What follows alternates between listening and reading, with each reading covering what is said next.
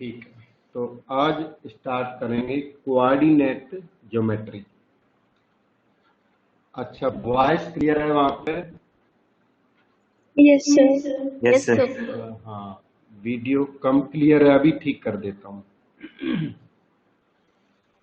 Coordinate geometry आज start करेंगे और ओके, तो 2 डायमेंशनल कोऑर्डिनेट ज्योमेट्री हमारे सिलेबस में है। 2D कहते हैं इसको। तो जो 10th क्लास में ज्योमेट्री आपने लर्न की थी, 10th क्लास की ज्योमेट्री, उसे कहते हैं यूक्लिडियन ज्योमेट्री।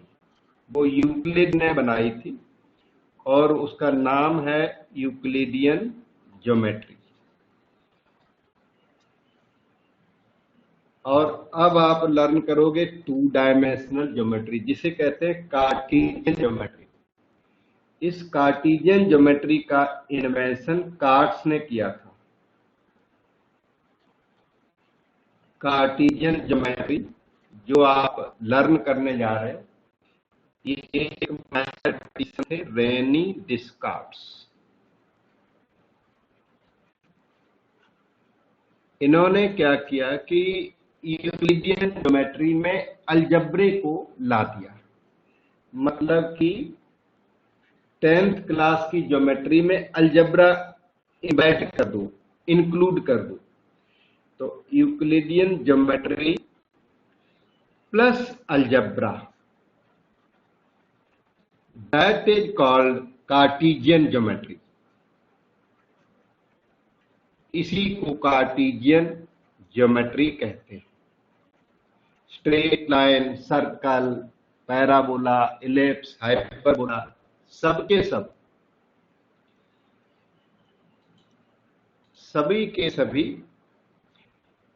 कार्टेशियन ज्योमेट्री के अंदर स्टडी करे जाएंगे। और इन सब की अपनी अपनी इक्वेशंस होती हैं। जैसे लाइन की इक्वेशन के बारे में आप जानते ही हैं कि x = 5 अगर ये लाइन है तो कोऑर्डिनेट सिस्टम में क्या होती है? लाइन होती है। इतना तो जानते हो आप। x = 5 लाइन 1 2 3 4 5, ये लाइन x = 5 से रिप्रेजेंट करते हैं। यही है अलजेब्रिक रिप्रेजेंटेशन ऑफ लाइन। ये अलजेब्रिक रिप्रेजेंटेशन ऑफ लाइन इन्हीं कार्ट की इन्वेंशन है। कार्टेशियन ज्योमेट्री, रेनी डिस्कार्ट्स, ये रेनी डिस्कार्ट्स इनकी इन्वेंशन है। और कार्ट्स की वजह से इसे कार्टेशियन ज्योमेट्री कहते हैं। अब जब ज्योमेट्री करने लग गए तो उसके थोड़े जो एस्पेक्ट्स हैं वो हमें लर्न करने हैं। अब हम आपके साथ थोड़ा सा शेयरिंग करते हैं, फिर आगे बढ़ते हैं। ये जो स्क्रीन पर आपको दिख रहे हैं, यही रेनी डिस्कार्ट्स हैं। रेनी डिस्कार्ट्स, आर डिस्कार्ट्स, उन्होंने ही ज्योमेट्री का इन्वेंशन किया था। तो स्ट्रेट लाइन, आपका जो पहला टॉपिक है वो स्ट्रेट लाइन का होता है। तो स्ट्रेट लाइन के अंदर कुछ चीजें लर्न करनी है। ये एक्स एक्सिस आपकी, वाई एक्सिस, एक्स एक्सिस को y = 0 कहते हैं और वाई एक्सिस को x = 0 बोलते हैं। फर्स्ट क्वाड्रेंट में x y बोथ पॉजिटिव, और ये फोर्थ क्वाड्रेंट, इसमें x पॉजिटिव y नेगेटिव। ये आपका सेकंड क्वाड्रेंट है जिसमें ग्रीन चीजें हैं, x नेगेटिव y पॉजिटिव। और थर्ड क्वाड्रेंट में x y बोथ नेगेटिव। सभी को पता है, फिर भी मैंने एक बार सोचा कि बता देता हूं। इसके बाद आता है डिस्टेंस फार्मूला। तो डिस्टेंस फार्मूला आपको सिखाता हूं। डिस्टेंस फार्मूला सिखाएंगे। एरिया ऑफ ट्राइंगल, कोलिनियर, थोड़ा सा आइडिया देता हूं। डिस्टेंस फार्मूला सबसे पहले किसी भी ज्योमेट्री में, 2D ज्योमेट्री हो या 3D ज्योमेट्री हो, सबसे पहले ये डिस्टेंस फार्मूला हमारे सामने आ जाता है। तो इसमें ज्योमेट्री में जो पॉइंट्स हैं वो एक्स वाई है, तो वेरिएबल पॉइंट रहेगा। अच्छा, वेरिएबल मतलब मूविंग पॉइंट।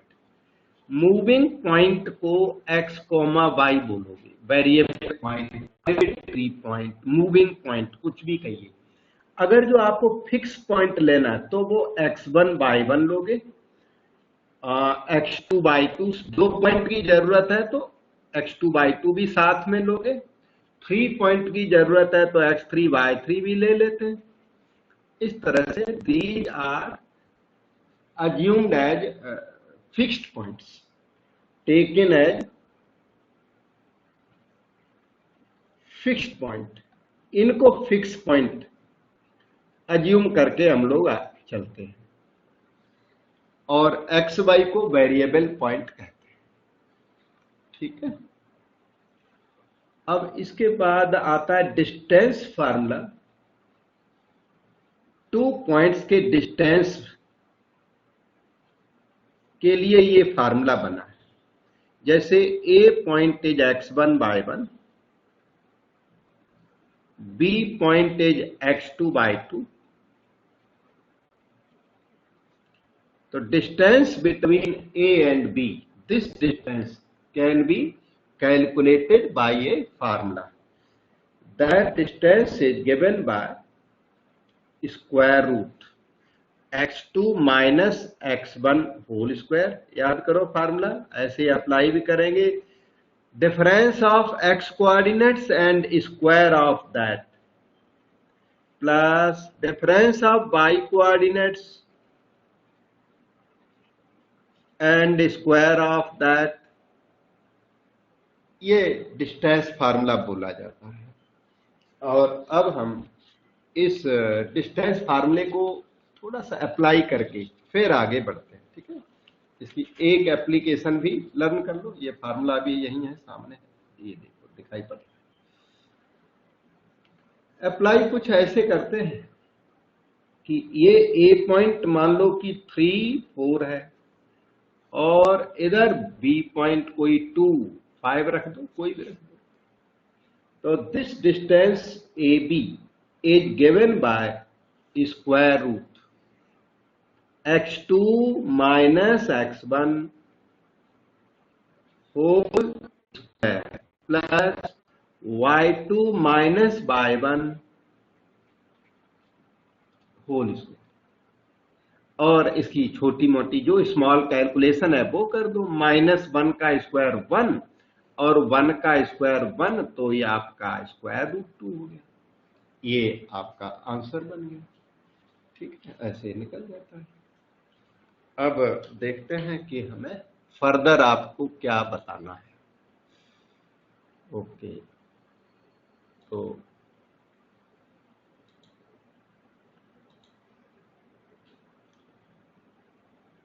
अच्छा, इसके बाद हम लोगों को लर्न करना है सेक्शन फार्मूला, कहते हैं इसको सेक्शन फार्मूला। एक सेकंड रुकना। हाँ, और देख लिया, अब यहां सिखाता हूं। डिस्टेंस फार्मूला के बाद सेक्शन फार्मूले की बात आती है। जैसे आपको ए पॉइंट दिया x1 y1, और यहां पर हमने बी पॉइंट दिया x2 y2, सी इसके बीच में है, यहां कहीं पर है, मिडिल में नहीं, somewhere between A and B. C divides A B in the ratio of m is to n। Internal ratio कहते हैं इसको। इंटरनली दो होते हैं, ये एक इंटरनली होता है, एक एक्सटर्नली होता है। इंटरनली का मतलब सी ए बी के बीच में है, फिर तो इंटरनली बोला जाता है। और सी इधर बाहर है ना, इस साइड में या इस साइड में, तो एक्सटर्नली बोला जाता है। तो इस केस में सी पॉइंट के कोऑर्डिनेट्स हम लोग निकाल सकते हैं, और कोऑर्डिनेट्स निकालने का फार्मूला है mx2। ध्यान दें और याद करें, m times x2 plus n times x1 divided by m plus n। फिर है दूसरा m y2, m times y2 plus n times y1 divided by m plus n। ये इंटरनल रेशियो का सेक्शन फार्मूला है। और C अगर AB के बाहर है तो एक्सटर्नल रेशियो हो जाता है, और जहां प्लस लगे ना बीच में वहां माइनस लग जाता है। फिर भी मैं एक फिगर बना के दिखाता हूं। ये point A, again x1 y1 लीजिए, ये B point x2 y2। C divides AB in the ratio of m:n का मीनिंग ये है कि AC इज m। उसका सिग्निफिकेंस ये है, AC की वैल्यू m और BC की वैल्यू n, वही वहां होती है। AC कितना m, BC कितना n, वही यहां पर है, वही चीज है। नोटेशन थोड़ा इंटरप्रिटेशन चेंज है, अदरवाइज वही चीज है। AC और BC, AC की वैल्यू m, BC की वैल्यू n, सेम थिंग यहाँ AC की वैल्यू m, BC की वैल्यू n, सेम थिंग। और इस केस में अगर C निकालना है तो इसको एक्सटर्नल रेशियो कहते हैं और एक्सटर्नल फार्मूला जनरेट होगा। तो C divides AB externally in the ratio of m:n।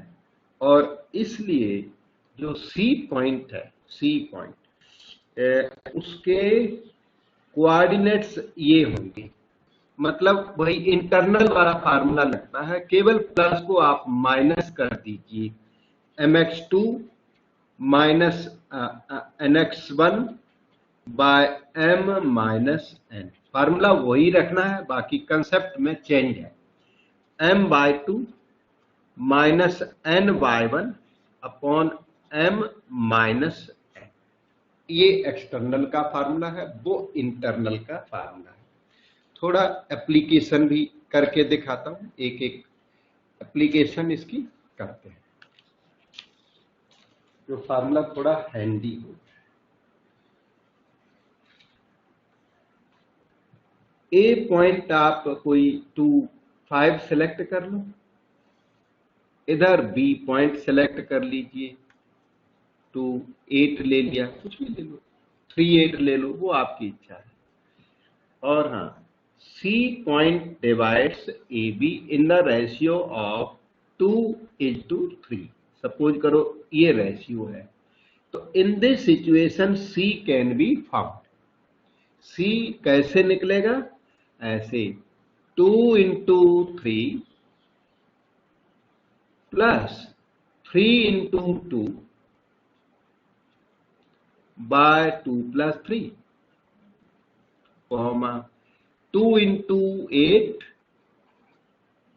Plus 3 × 5 by 2 + 3।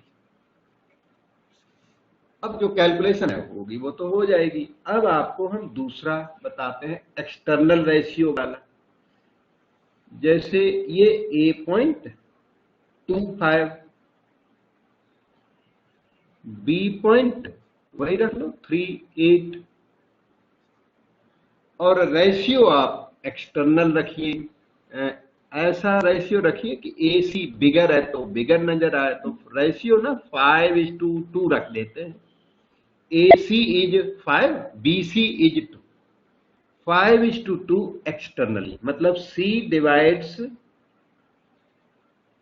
AB in the ratio of 5:2 externally. और उस केस में C can be easily found. इसका सबसे अच्छा तरीका यह है कि ऐसी फिगर को आप सेकेंड टाइम ड्रा कर लिया करो। जब भी एक्सटर्नली वाली बात हो ना, उसका सबसे अच्छा तरीका आपकी नोटिस में ला देता हूं, जो स्टूडेंट फ्रेंडली है, आपको इजी पड़ता है। बी पॉइंट एक्सटर्नली वर्ड दिया हो तो आप उस फिगर को इंटरनली में चेंज कर लिया करो, C बीच में डाल दो, और रेशियो ले लो 5:2 का। किसी भी उनमें से किसी भी एक को नेगेटिव कर दो, प्रेफरेबली सेकंड को नेगेटिव कर दो और इंटरनल वाला फार्मूला लगा दीजिए, तो ठीक हो जाता है, दिक्कत नहीं आती फिर उसमें। तो अब C के कोऑर्डिनेट्स देखिए ये आएंगे 5 into 3 minus 2 into 2 by 5 minus 2, 5 into 8 minus 2 into 5 by 5 minus 2, और अपनी कैलकुलेशन कर लो। ठीक है, ये इंटरनल और एक्सटर्नल दोनों फार्मूलों का हमने थोड़ा जस्टिफिकेशन दिया। अब देखते हैं, अच्छा एक सेकंड, अभी इसी के बारे में थोड़ा और मुझे याद आ गया, वो बताता हूं। सेक्शन फार्मूला अभी फिनिश नहीं हुआ। ऐसा कि कभी कभी ये रेशियो m/n के बजाय λ/1 दिया होता है, या हमें एज्यूम करना होता है, जो भी है x1/1। कभी आप जब रेशियो एज्यूम करोगे, कई बार सिचुएशन आती है कि आप एज्यूम करोगे let C divide AB in the ratio, तो वो रेशियो λ/1 आप एज्यूम कर लोगे। आप कभी भी m/n एज्यूम नहीं करोगे। m/n एज्यूम करने में लेबर ज्यादा पड़ती है, मेहनत ज्यादा पड़ती है, इसमें एक अननोन है, m/n में 2 अननोन्स है, और जो काम m/n से होता है वही काम λ/1 से हो जाता है।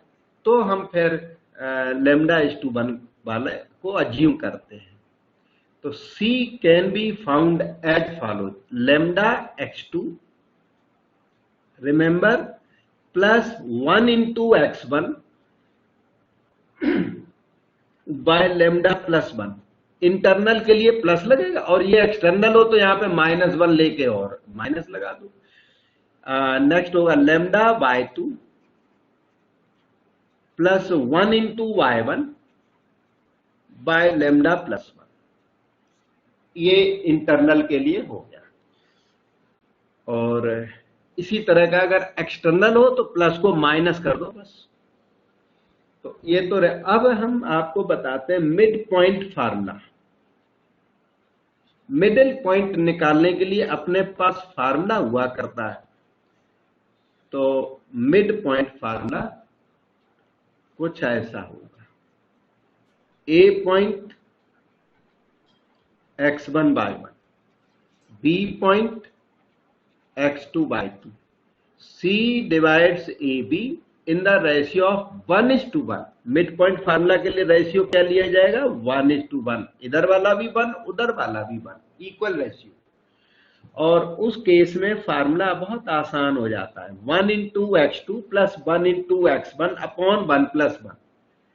या अगर जल्दी क्विक बोलना चाहें तो x1 प्लस x2 अपॉन 2, सीधा सीधा याद कर सकते हो mid point formula, x1 plus x2/2, y1 plus y2/2। इस फार्मूले से आपको बड़े आराम से मिडिल पॉइंट मिलता रहेगा। जैसे कि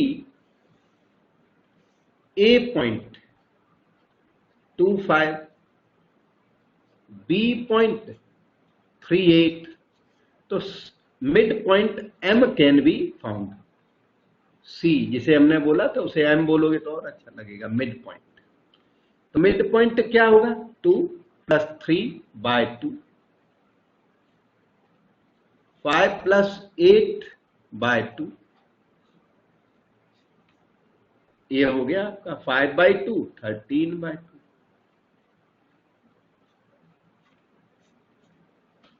इस तरह से मिड पॉइंट हमें मिल जाता है।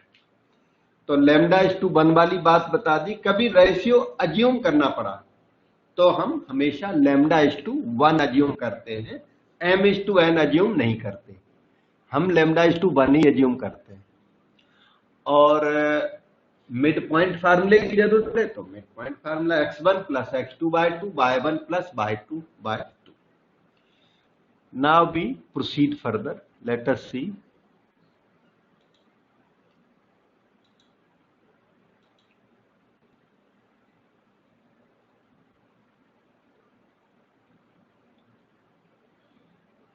अब बात आती है centroid of triangle ABC. Many times we need the centroid of triangle ABC. पहली चीज सेंट्रॉइड क्या होता है, आप कोई बताएगा? सेंट्रॉइड ऑफ ट्राइंगल क्या चीज है वो? What is called centroid? Sense क्या है इसमें? कोई ट्राई कर रहा था बेटा? Sir centre of the triangle. हाँ, जहां पर ट्राइंगल का वेट बैलेंस हो जाए उसी को सेंट्रॉइड कहते हैं। अच्छा, एक बात कोई बताएगा, सेंट्रॉइड और सेंटर ऑफ ग्रेविटी में कोई फर्क है कि सेम है बिल्कुल?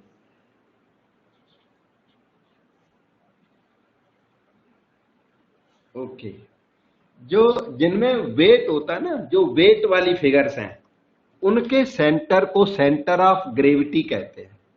जैसे कि आपके मोबाइल में क्या है? वेट है। ये मोबाइल है, इसमें क्या है? वेट है ना? तो इसके सेंटर को क्या बोलेंगे? सेंटर ऑफ ग्रेविटी बोलेंगे।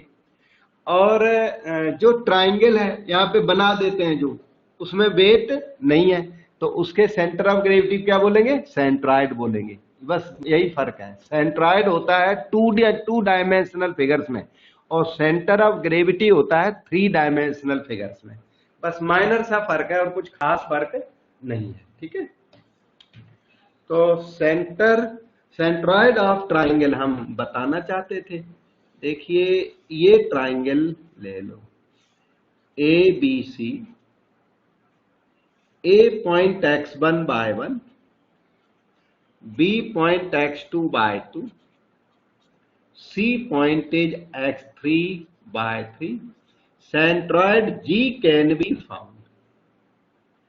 तो सेंट्रॉइड निकालने के लिए वैसे तो इसका डायरेक्ट फार्मूला है, फार्मूला डायरेक्ट याद करना चाहो तो डायरेक्ट याद कर लो, तो कोई दिक्कत नहीं। अगर आप अंडरस्टैंड करना चाहते हैं कि सेंट्रॉइड आता कैसे, तो फिर सेंट्रॉइड इस मीडियन पर लाई करता है।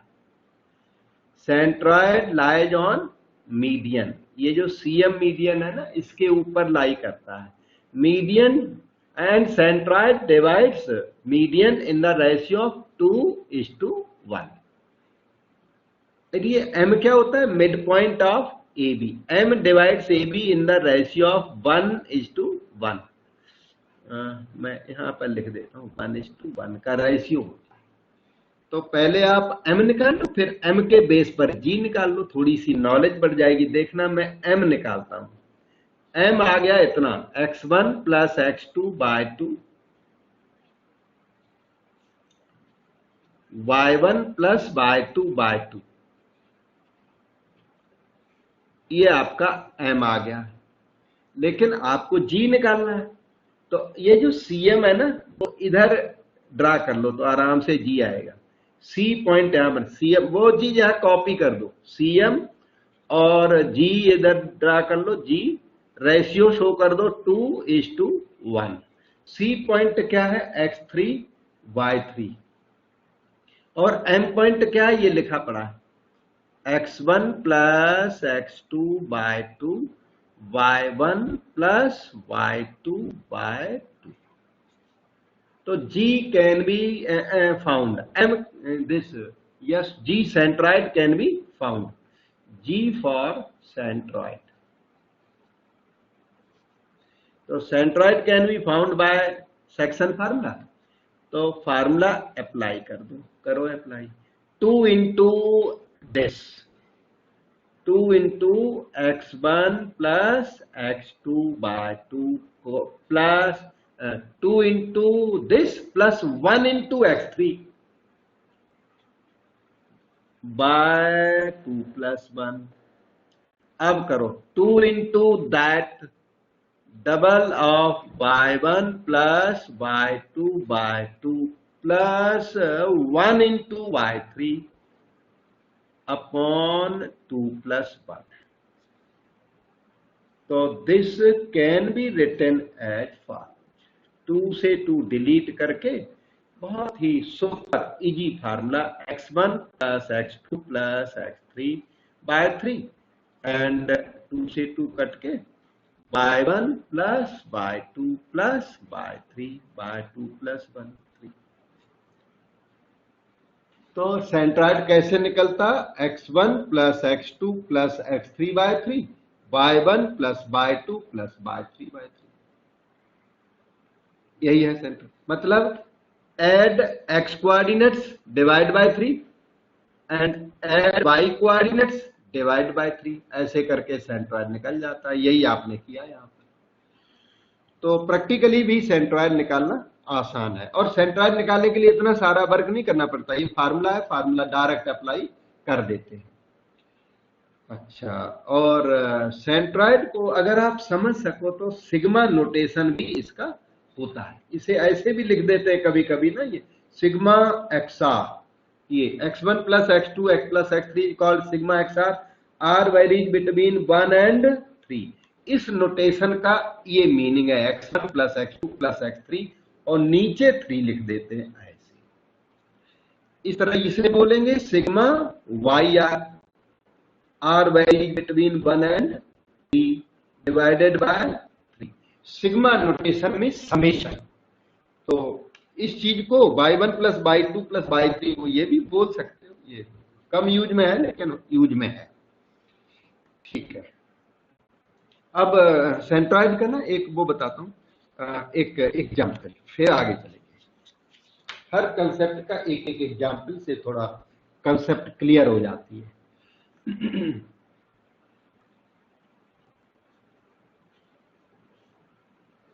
एग्जाम्पल ऑफ सेंट्रॉइड लिख लीजिए ऑफ ट्राइंगल।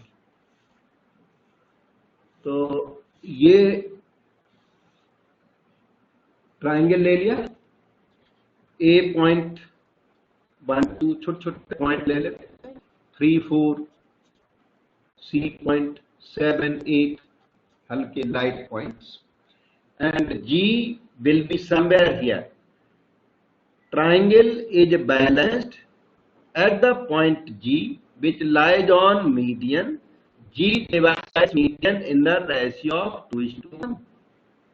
तो ये जो G पॉइंट है वो आया इस तरह, x1 plus x2 plus x3 by 3, 1 plus 3 plus 7 by 3, फिर आएगा y1 plus y2 plus y3 bye 3। बस यही है, जो भी आ जाए। 11 बाय 3, 14 बाय 3। ये सेंट्रॉइड ऑफ ट्राइंगल का एग्जाम्पल हो गया। अब आगे चलते हैं, देखते हैं क्या अब लर्न करना हम लोगों को।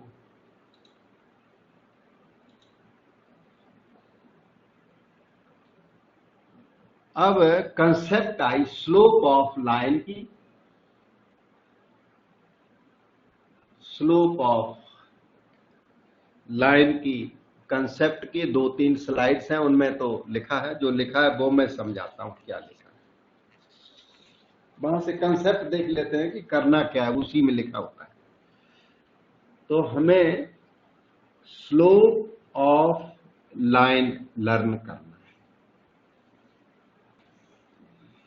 जैसे ये आपकी एक्स एक्स वाई एक्सिस, ये एक्स एक्सिस, ये कोऑर्डिनेट सिस्टम है, कार्टेशियन कोऑर्डिनेट सिस्टम कहते हैं। Suppose there is a line, suppose there is a line this way making an angle of theta with X axis anti clockwise. This angle should be formed anti clockwise and not clockwise ना। So there is a line and line makes angle theta with x-axis in anti-clockwise sense. In this situation, tan theta is called slope of line. इस line का slope क्या है? tan theta, and that slope is denoted by small m. उसे बस उसका standard notation है slope of line, जिसे ना ग्रेडियंट भी कहते हैं कई लोग, ग्रेडियंट ऑफ लाइन। ग्रेडियंट और स्लोप एक ही बात है। और ये कितना होता है, tan theta. Slope of line also called gradient of line and that is tan theta in this situation। ठीक, तो अब x एक्सिस का स्लोप क्या होगा, x एक्सिस के लिए थीटा 0 हो जाएगा, line makes 0 angle with x axis, तो इसलिए स्लोप ऑफ x एक्सिस की कभी बात हो तो वो हो जाएगा tan 0। tan 0 का मतलब 0 हो जाएगा क्योंकि थीटा 0 होगा, line makes 0 degree angle with x axis. अगर जो कभी स्लोप ऑफ y एक्सिस की बात हो तो y axis makes 90 degree angle with x axis. देखो x एक्सिस के साथ ये वाली लाइन क्या एंगल बना रही है, 90 डिग्री, जिसे π/2 भी कहते हैं।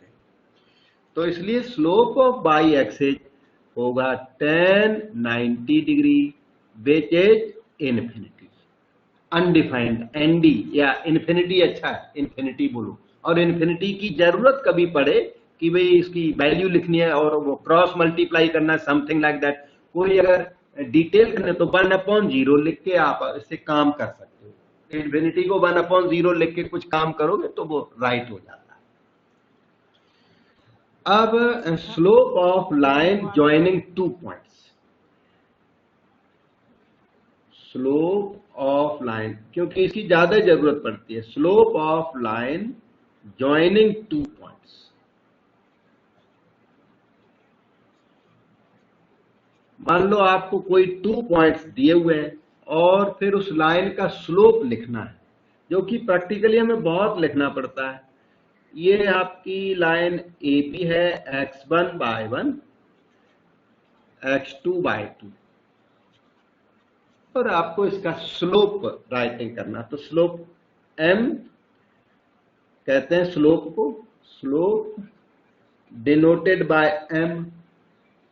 ऐसे भी लिख सकते हो m of line AB, corner में AB लिख दोगे तो एग्जामिनर को ये पता लग जाएगा कि स्लोप AB का है कि स्लोप CD का है, किसका स्लोप है। तो इसलिए कॉर्नर पे m ऑफ AB लिखने में फायदा रहता है।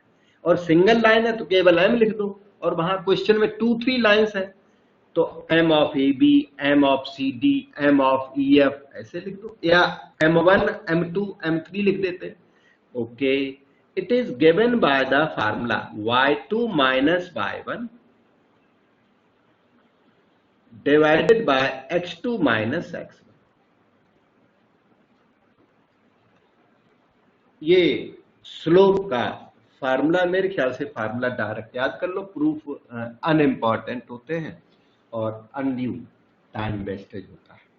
वैसे इनके सबके प्रूफ्स होते हैं, और मतलब मैथमेटिक्स में कोई एक भी वर्ड बिना प्रूफ का नहीं है, और हम लोग टीचर्स को वो प्रूफ्स आते भी होते हैं, पर जनरली ट्यूशंस में कम्युनिकेट कम करते हैं प्रूफ्स की, जो अनड्यू चीजें हैं ना वो ट्यूशंस में हम लोग अवॉइड कर देते हैं। ओके, तो स्लोप ऑफ AB हो गया y2 minus y1 upon x2 minus x1। ये जैसे लाइन है PQ,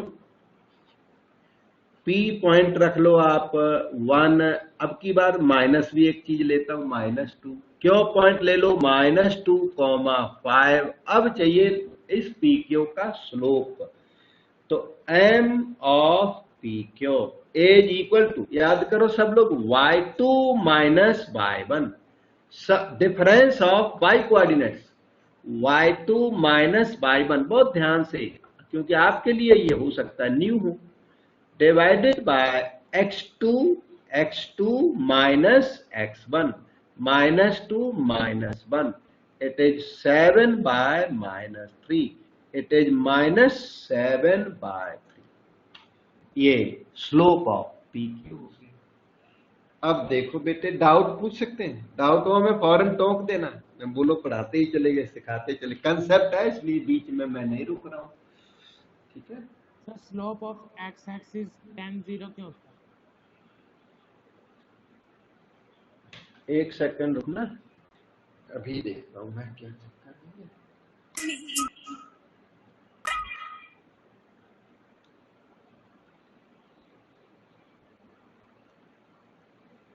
यस, किसी कुछ पूछना है क्या बेटा? Yes sir. हाँ जी, yes sir, slope of X axis sir tan 0 क्यों सर? आपकी वॉइस क्लियर क्यों नहीं है? हमारा तो यहाँ सिस्टम ठीक है इस समय बेटा। सर अब आ रही है सर आवाज? हाँ, थोड़ा धीरे बोलना। हाँ, आपसे। स्लोप हाँ, of X axis sir tan 0 क्यों? वो एक्स एक्सिस के साथ ना 0 डिग्री एंगल है। ये देखिए, ये जो थीटा की वैल्यू 0 होगी ना, line is X axis itself, तो X axis makes 0 degree angle with itself, तो थीटा की वैल्यू क्या होगी? 0 होगी। समझ में? एक्स एक्सिस अपने साथ, कोई भी लाइन अपने साथ कौन सा एंगल बनाएगी? 0 डिग्री का बनाएगी। ठीक है, और किसी पैरेलल लाइन के साथ भी 0 डिग्री का एंगल बनाती है। Okay,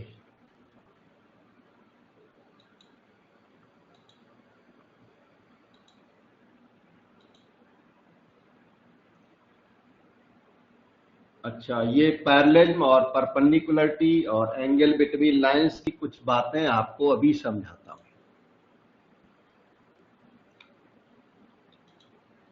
okay,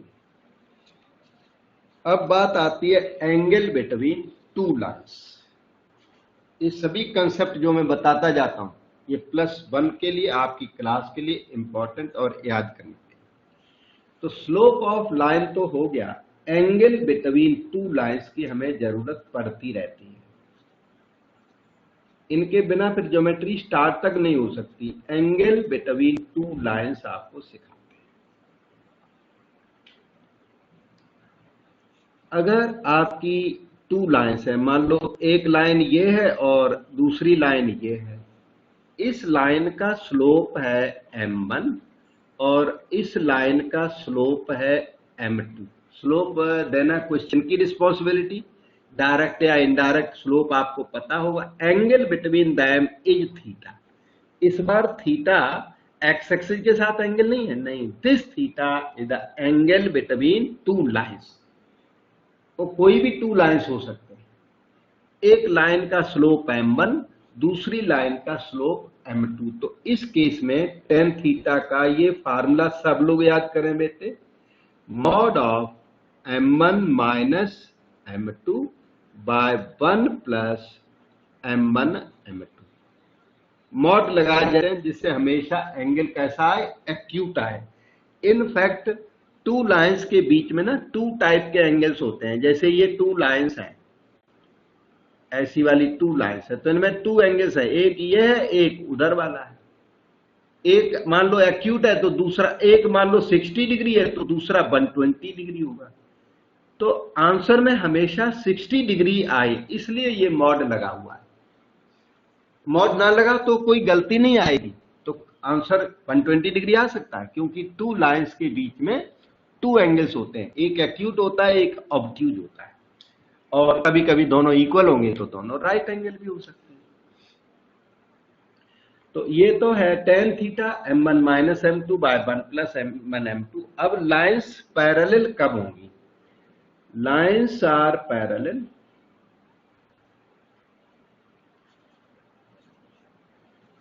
if m1 is equal to m2। Parallel condition इसी से मिल जाती है। पैरेलल का मतलब उन लाइंस के बीच में थीटा 0 होगा। Lines are parallel if theta is 0। तो थीटा 0 का मतलब है m1 minus m2 upon 1 plus m1 m2 equal to tan 0, और tan 0 0 होता है। 0 में ये denominator 1 plus m1 m2 multiply कर दें तो मिलेगा m1 minus m2 equal to 0, और तो m2 को उधर शिफ्ट कर दो तो m1 is equal to m2। यही है लाइंस पैरेलल की कंडीशन। इसे सारे बच्चे याद कर लेते हैं, आप भी याद करें। Lines are parallel if slopes are equal. Shortcut में बोल रहे हैं कि slopes are equal then lines are parallel. Parallel lines have equal slopes. अब हम आपको कंडीशन फॉर परपेंडिकुलरिटी, क्योंकि ज्योमेट्री है, ज्योमेट्री में पैरेलल और परपेंडिकुलर तो आता ही रहता है, और ये अलजेब्रिक ज्योमेट्री है, यही है अलजेब्रा। ये अलजेब्रा यहाँ यूज होगा, यहाँ पे आपको ज्योमेट्री बॉक्स यूज नहीं करना पड़ेगा, यहाँ अलजेब्रा यूज होगा, ज्योमेट्री बॉक्स एक साइड में बना रहेगा। ओके, तो लाइन्स आर परपेंडिकुलर, उस परपेंडिकुलरिटी की कंडीशन आपको डिराइव करके बताता हूं। tan theta is equal to m1 minus m2 by 1 plus m1 m2, ये हो गया। तो लाइन्स परपेंडिकुलर होंगी तो थीटा क्या होगा, 90 डिग्री होगा।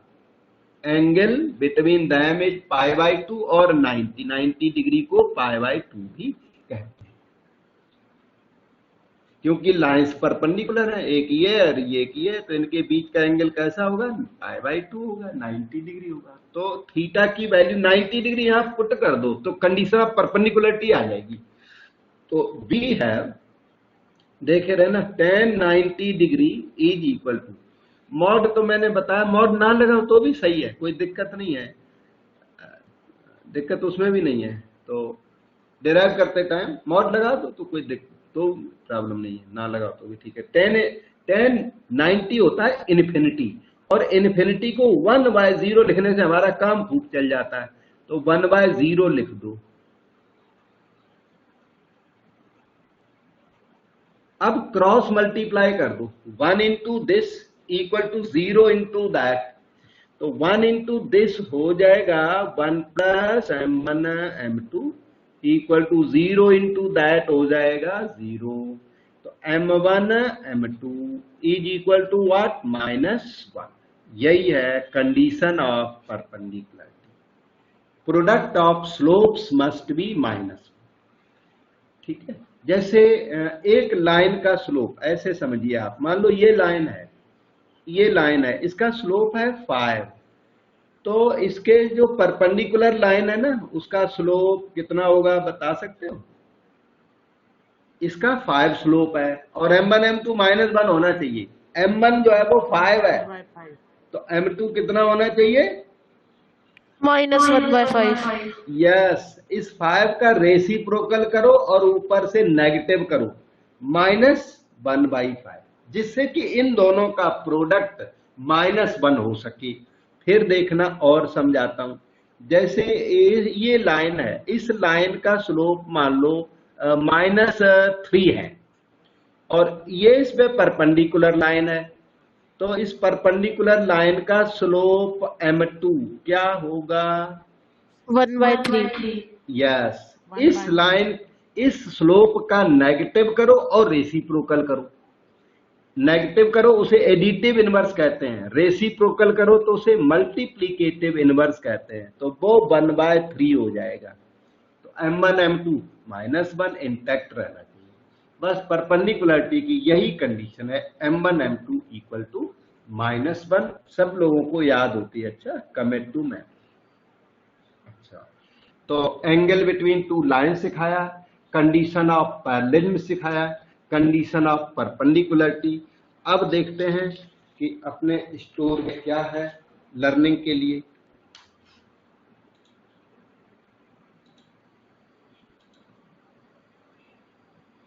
एक हमें जो अभी ऐसे नोटिस में आया कि कंडीशन फॉर कोलिनियरिटी, कि लाइंस पॉइंट्स कोलिनियर कब होंगे, कंडीशन फॉर कोलिनियरिटी, जब एरिया 0 आएगा।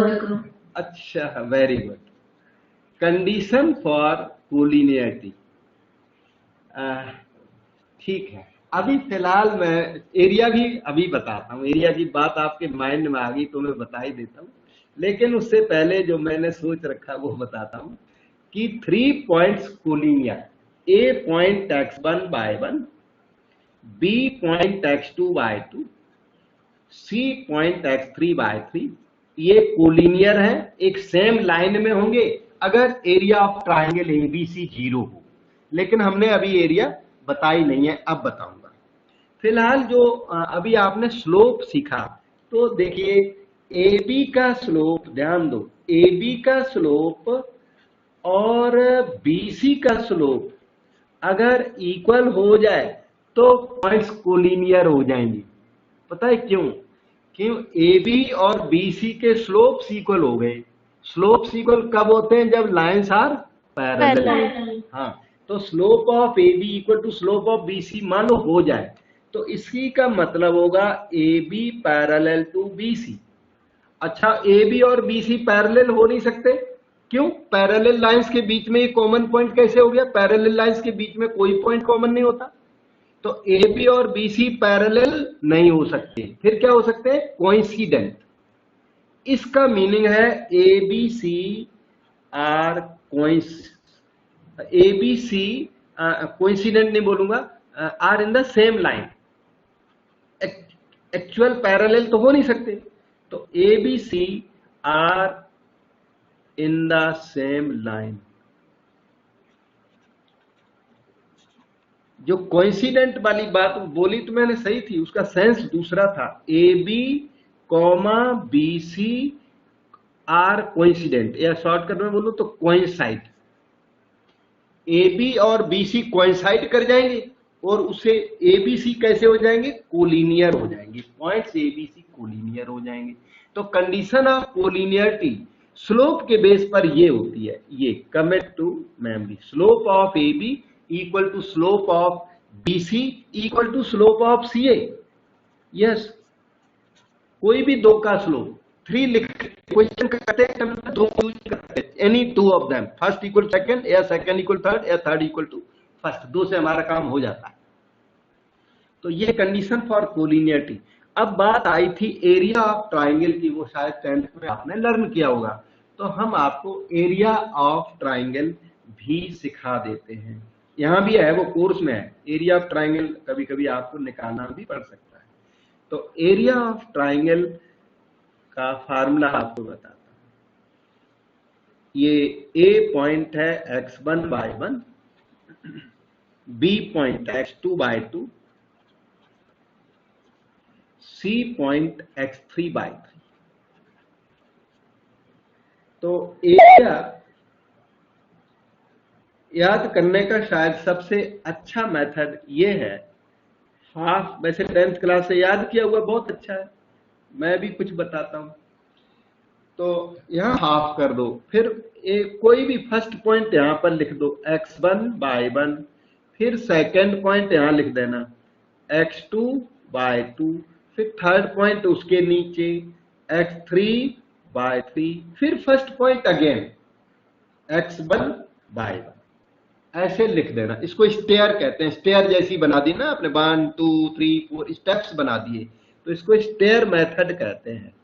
हाफ के बाद फिर फार्मूला लिखने का तरीका ये है, मतलब इसकी कैलकुलेशन ऐसे कि x1/2 माइनस x2/1 कर दो, ये ऐसे करते जाना, x1/2 माइनस y1 x2, फिर प्लस, अब अगले में यही काम कर दो, x2/3 minus y2 x3, x2/3 minus y2 x3 plus, फिर नेक्स्ट में फिर से वही काम कर दो, x3/1 minus x1/3, x3/1 minus x1/3, और फिर जो भी कैलकुलेशन आ जाए वो कैलकुलेशन कर दो। तो फार्मूला जो है याद करने से इससे बच जाते हैं। इसमें क्या किया हमने? पॉइंट्स लिख दिए A B C and back to A, और उसके बाद ऐसे क्रॉस करते गए। प्रिंसिपल डायगोनल, इधर वाले को ना प्रिंसिपल डायगोनल कहते हैं, इधर वाले को कहते हैं सेकेंडरी डायगोनल। तो principal diagonal minus secondary diagonal, फिर again principal minus secondary, again principal minus secondary. Principal diagonal को मल्टीप्लाई करो, सेकेंडरी को मल्टीप्लाई करो, बीच में माइनस का साइन लगा दो, तो ये एरिया ऑफ ट्राइंगल हो जाता है। ये एरिया 0 हो जाए तो भी ये पॉइंट्स कोलिनियर होते हैं। ये सब कंसेप्ट ना हम धीरे धीरे अप्लाई करके दिखाएंगे। पहले थोड़ी सी नॉलेज कंसेप्ट की हमने दे दी, जिससे बीच में मेजर प्रॉब्लम्स ना आए, लेकिन ये कंसेप्ट कोई एंड नहीं है, हम आपको ये बताते ही रहेंगे, कराते रहेंगे, जब यूज करेंगे उस टाइम फिर से याद कराएंगे। तो कंडीशन फॉर कोलिनियरिटी, इसके बेस पर जो बनी कंडीशन फॉर कोलिनियरिटी, वो बन गई एरिया ऑफ ट्राइंगल A0। और एरिया ऑफ ट्राइंगल को जनरली हम डेल्टा से भी डिनोट करते हैं, दैट इज शॉर्टकट में डेल्टा इक्वल टू 0। शॉर्ट वाला स्मॉल ट्राइंगल को एरिया ऑफ ट्राइंगल कहते हैं, वो नोटेशन है और कुछ खास बात नहीं है। ओके, अब देखते हैं कि नेक्स्ट कंसेप्ट हमारी क्या है। यहां से कंसेप्ट देख लेता हूं, फिर वही कराता हूं आपको, हेडिंग्स पड़े हुए ना। ओके, तो अब कंसेप्ट तो आपकी मोर और लेस फिलहाल टाइम बीइंग के लिए कंप्लीट हो गई है। अब आपकी स्क्रीन पर दिखता है एक क्वेश्चन कि find the slope of line through 2 points. Question number 1 वहां पर लिख लीजिए, number A point, number A और नंबर B, 2 क्वेश्चन है, छोटे छोटे क्वेश्चन है, स्लोप्स पूछे हैं। A और B पॉइंट मैंने बना दिए, 0 -4 1 -6 2 सेकेंड पॉइंट, उधर B वाला भी बना लो साथ का साथ। A पॉइंट, P बना देता हूं, P पॉइंट 4 -6, Q पॉइंट -2 -5, और चाहिए क्या, स्लोप, वो यहां लिख देता हूं। ठीक, अब आपको यहां पर ले आया, ये AB पॉइंट मैंने वहीं से प्लॉट कर लिया, स्लोप चाहिए, उधर PQ को प्लॉट कर दिया। आपको AB का स्लोप चाहिए, तो ये रहा M of AB, slope of AB is given bye, formula क्या है, y2, याद करो फार्मूला हमारे साथ, minus y1, x2 minus x1 equal to y2 क्या है 2, माइनस y1 क्या है 0, x2 क्या है -6, x1 क्या है -4, -0। एक मिनट, मैंने गलती कर दी, हाँ 2/2 माइनस y1, मैंने लिखने में खूब गलतियां कर दी, by2 माइनस y1 हो गया अपॉन x2 माइनस x1, अब सही हो गया। ये ऊपर क्या है 6, नीचे लगता है कि -6 आया, तो ये -1। अब देखिए PQ का slope, M of PQ is equal to y2 minus y1 -5 minus of -6। ये सिचुएशन देखना, ये दोनों में आई, इसमें भी आई थी। y2 minus y1 divided by x2 minus x1, -2 -4,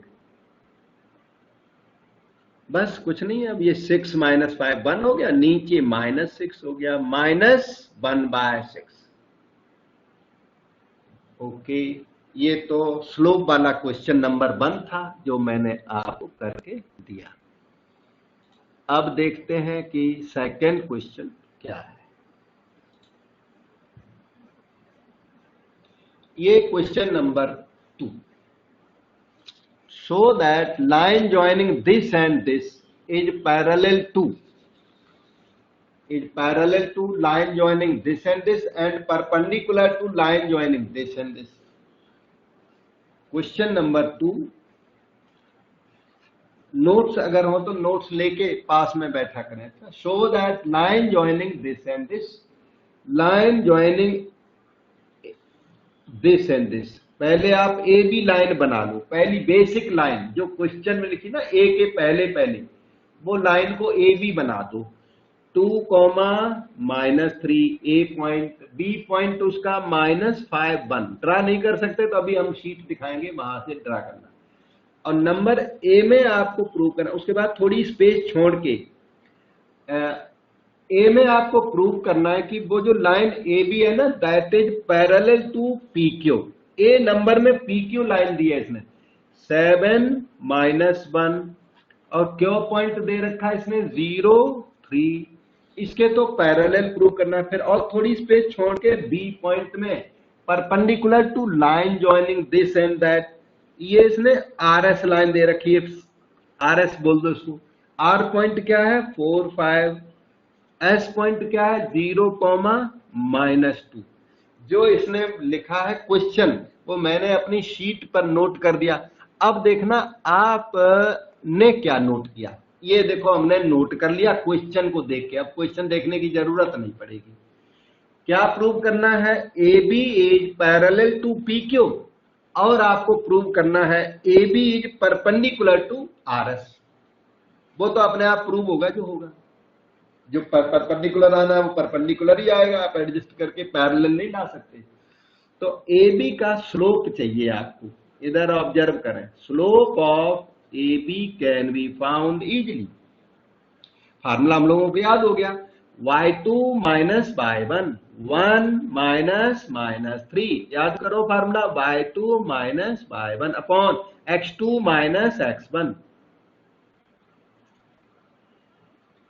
ये आ गया 1 + 3, 4/-7, -4/7। AB का स्लोप आपका तैयार है।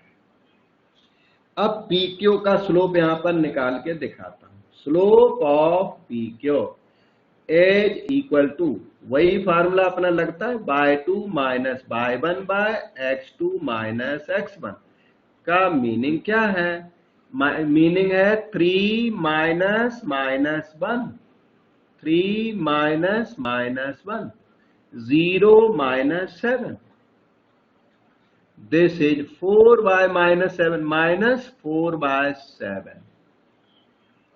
ठीक है, M of PQ -4/7।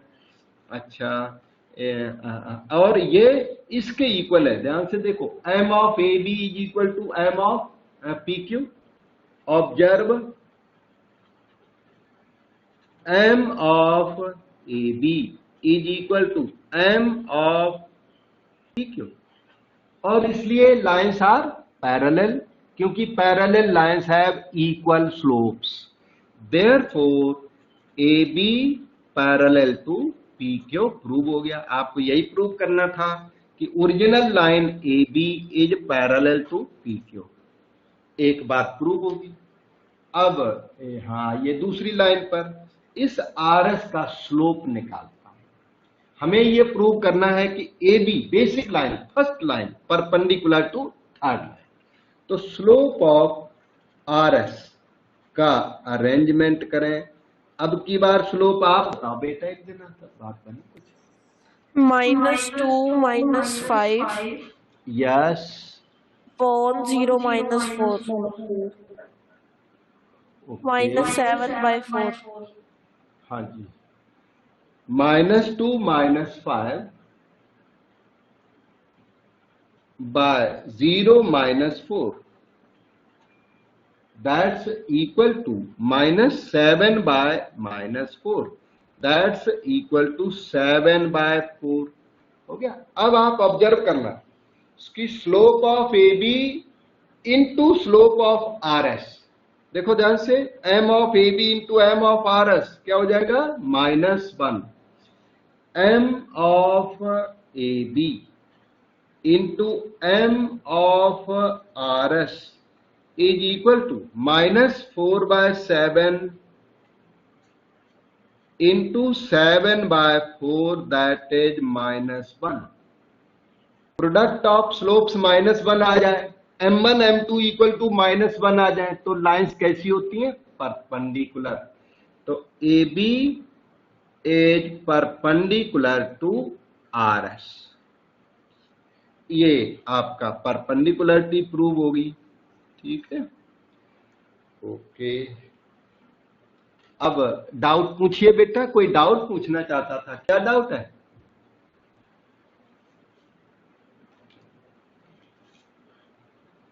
Yes, okay. इसमें आ रहा था ना, someone raise hand. Okay,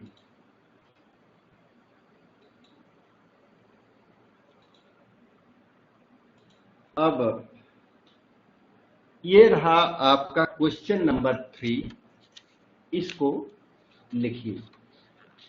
find x such that 2 is the slope of line through these points. Question number 3 में x निकालना, आपसे क्या पूछ दिया, x, to find x such that 2 is the slope of this line AB, और ये किसी line AB की बात कर रहे हैं। A पॉइंट अपना 2, 5 है और B पॉइंट है x3, और इसका स्लोप इन्होंने 2 दिया हुआ है, उस लाइन का स्लोप दिया हुआ है। क्वेश्चन एक फिर से रीड कर लो, फाइंड x निकालो such that 2 is the slope of this line, इस लाइन का स्लोप 2 दिया हुआ है, लाइन है 2, 5 और x3 को ज्वाइन करने वाली लाइन है। तो यहां पर है हम लोग, हमने वो यहां पर लिख रखा है, देखो, we have to find value of x in such a way that slope of line is 2। AB line का स्लोप 2 है और हम लोगों को x निकालना है। तो AB लाइन का स्लोप हमारे फार्मूले से कुछ और है, ये 2 कुछ और है। हमारा फार्मूला क्या कहता है, हमारे फार्मूले से स्लोप बताओ बेटे। ये लाइन AB है, AB का स्लोप, हाँ जी, 3 minus 5 divided by x minus 2. Yes, y2 minus y1, 3 minus 5, x2 minus x1, x minus 2, ये स्लोप ऑफ लाइन है हमारी तरफ से। और क्वेश्चन कहता है नहीं नहीं ये तो 2 है, तो ठीक है, क्वेश्चन भी सही है, हम भी सही है, इक्वल होने चाहिए। ये क्या हो गया, -2 by x minus 2, -2 by x minus 2, right side आपकी 2 by 1, क्रॉस मल्टीप्लाई कर दो, क्रॉस मल्टीप्लाई करोगे तो 2 into x minus 2 is equal to -2 into 1 -2, 2 का डिवीजन लगा दो, x minus 2 equal to -1, x की वैल्यू आएगी 2 minus 1, दैट इज 1।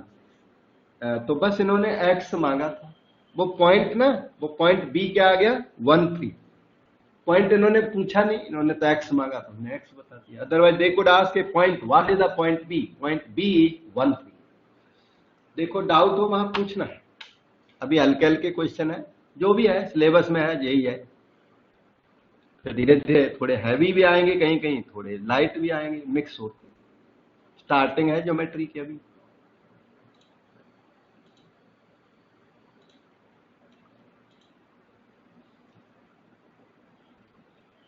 ये है क्वेश्चन नंबर 4। रीड करें क्वेश्चन नंबर 4 को। इसमें आपसे y की वैल्यू मांगती है इसने, find the value of y such that line through 3y, 27 is parallel to another line through -14 and 06। ये क्वेश्चन कहता है कि first line is parallel to second line. हमसे ये क्वेश्चन कहता है कि first line is parallel to second line. देखो, such that line through 3y27 is parallel to the line through -14 and 06। ये कहता है दोनों लाइनें पैरेलल है, आप y की वैल्यू बताइए। तो आप इन लाइनों को ना पैरेलल करके अपने नोट्स में, अपनी शीट पर जहां भी है बना लो। A पॉइंट है 3y, B पॉइंट इज 27। ये एक लाइन, दूसरी लाइन भी थोड़ी नीचे बना सकते हो, लेकिन पैरेलल बनाओ तो अच्छा लगेगा।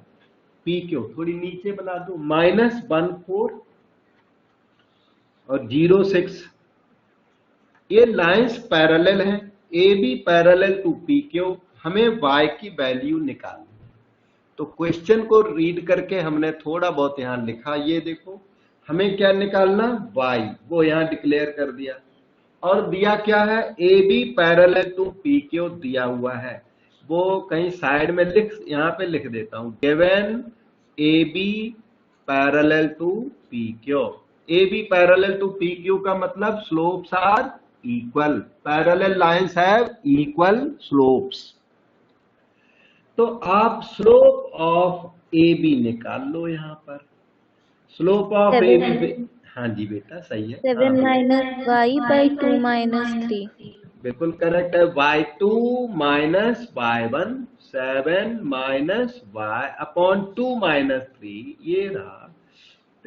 7 माइनस y अपॉन -1, नेगेटिव का ना मल्टीप्लाई कर दो ऊपर या डिवाइड कर दो, जो भी है। -7 प्लस y से लिख सकते हो आप, कन्वीनियंट। वो y जो नेगेटिव है पॉजिटिव हो गया, 7 नेगेटिव हो गया, उसमें कुछ खास बात नहीं है। Slope of P Q is equal to y2, yes 6 minus 4, ठीक है बेटे, और divided by 0 plus 1.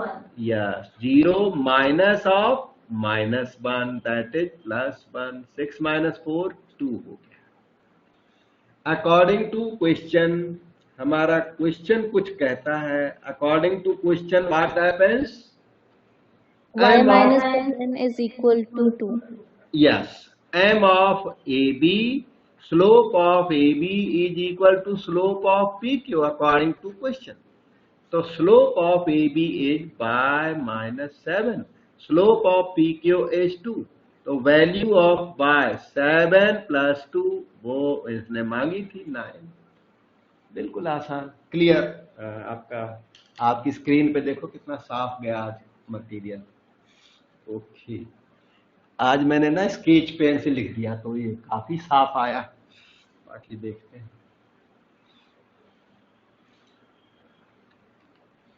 ठीक है, अब एक क्वेश्चन और करके फिर छुट्टी करेंगे, है ना। एक क्वेश्चन और देख लेते हैं, अगर बहुत बड़ा ना हो तो करूंगा, ज्यादा बड़ा हुआ तो नहीं करूंगा। ये अपना नेक्स्ट क्वेश्चन है। ओके, क्वेश्चन नंबर 6, वो रीड करने में बड़ा, वैसे इतना बड़ा नहीं है क्वेश्चन, रीडिंग में बड़ा है थोड़ा। ठीक है, उसको रीड कर ले, छोटा है, मैं सॉल्यूशन स्मॉल है, क्वेश्चन बड़ा है। Find the slope of line which makes an angle of 30 degree with the positive direction of y axis measured anti clockwise. ये 30 डिग्री का एंगल किसके साथ बना रहा है, y एक्सिस के साथ बना रहा है। ऐसी लाइन का स्लोप निकालना है जो y एक्सिस की पॉजिटिव मतलब ऊपर वाली डायरेक्शन के साथ 30 डिग्री का एंगल बना रहा है। ऐसी लाइन की इक्वेशन निकालनी है। वो लाइन y एक्सिस से 30 डिग्री का एंगल बना रही है। इस लाइन का इसने स्लोप मांगा। मैंने इसको फिगर को देख के ना, इसको क्वेश्चन को रीड करके हल्की सी लाइट सी फिगर बनाई है। देखो ये कहता है y एक्सिस की पॉजिटिव डायरेक्शन, ऊपर की वाली पॉजिटिव डायरेक्शन, नीचे की ना नेगेटिव डायरेक्शन होती है, उसके साथ 30 डिग्री का एंगल बना रही है ये लाइन। इस लाइन का स्लोप बताइए। अगर ये 30 डिग्री का एंगल x एक्सिस के साथ होता तो स्लोप कहते हैं tan थीटा को, तो tan 30 डिग्री स्लोप हो जाना था। अगर ये x एक्सिस होती ना तो स्लोप था tan 30, लेकिन ये तो y एक्सिस है, आपको एंगल x एक्सिस के साथ लेना पड़ेगा। तो the same line makes this angle with x axis. अब x एक्सिस के साथ जब एंगल हमने ड्रा कर दिया तो ये आ गया 90 प्लस 30, दैट इज 120 डिग्री, जिसे स्लोप का थीटा कहते हैं। वो tan थीटा का जो थीटा है वो 120 डिग्री है।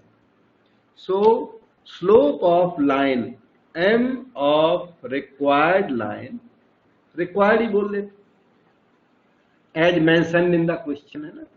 Required line is equal to tan 120 degree. और एग्जामिनर को बोल देंगे प्लीज रेफर फिगर, है ना। तो अपना फिगर में देख लेंगे, वैसे ना लिखो तो भी वो देख लेंगे फिगर में। तो tan 120 डिग्री की वैल्यू बताओ बेटा, किसको आती है? 1/√3 थोड़ी गलती माइनस 1/√3 -√3, ये राइट है। tan 120 डिग्री, सभी लोग टेबल से याद करें। ठीक है।